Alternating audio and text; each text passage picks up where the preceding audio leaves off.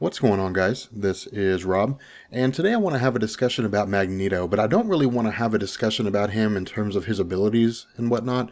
I feel like that's been done to death. I want to have a discussion about Magneto as far as who he is as an individual and his philosophical viewpoints. Magneto is the perfect example of a man chasing his own shadow, or a dog chasing its tail, I think is a better example. Magneto he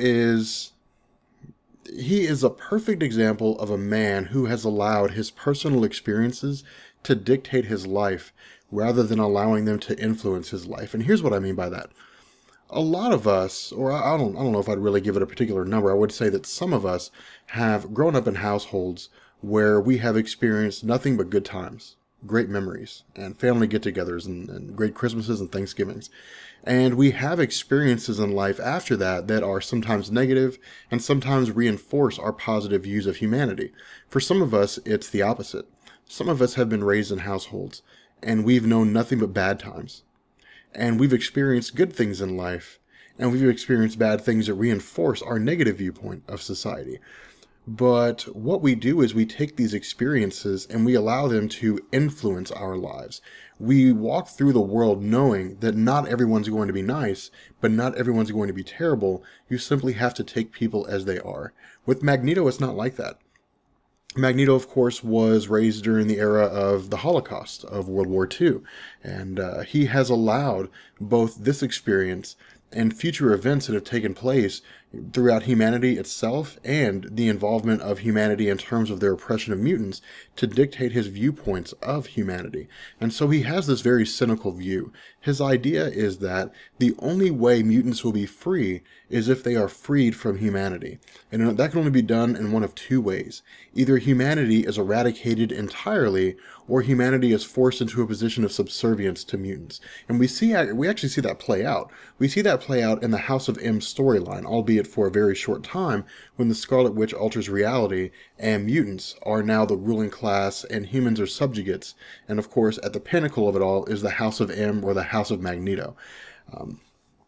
What's really kind of intriguing here is that despite the fact that Magneto's past experiences have led him to believe that humans are inherently a threat to humanity, his very actions and the events that he engages himself in reinforce this viewpoint in humanity.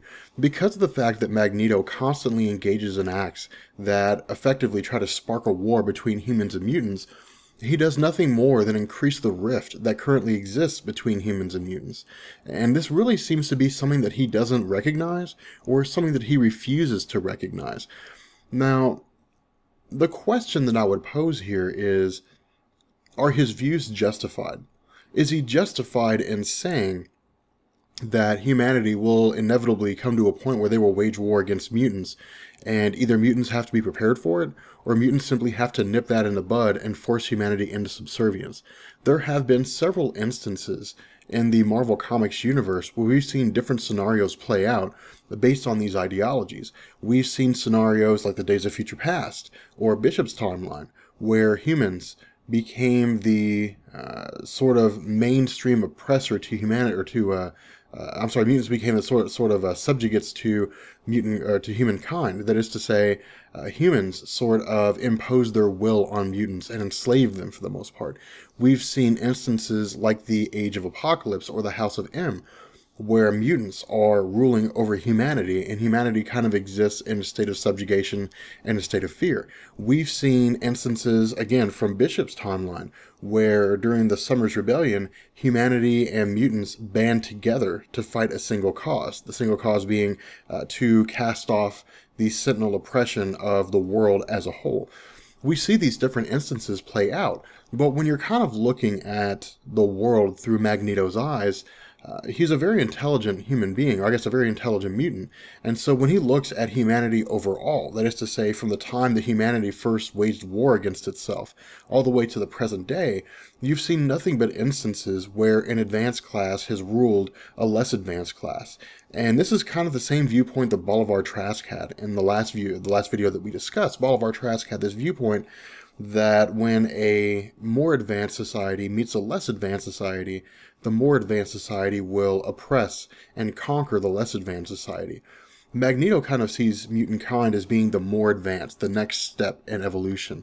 And so in addition to his viewpoints of, humanity is attempting to oppress mutant kind, we must stop this, he also views mutant kind in an arrogant way. That is to say, mutants are better than humans, therefore mutants should rule humans. Humans were meant to be ruled.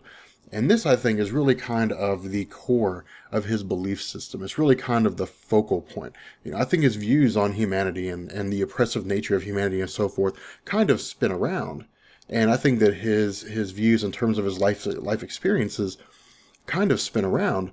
But when you're talking about someone as powerful and charismatic as Magneto, I think that the core belief, the eye of the storm, so to speak, is this idea that mutants are the next step, and it makes no sense for mutants to be oppressed or to be anything less than the ruling class and society overall.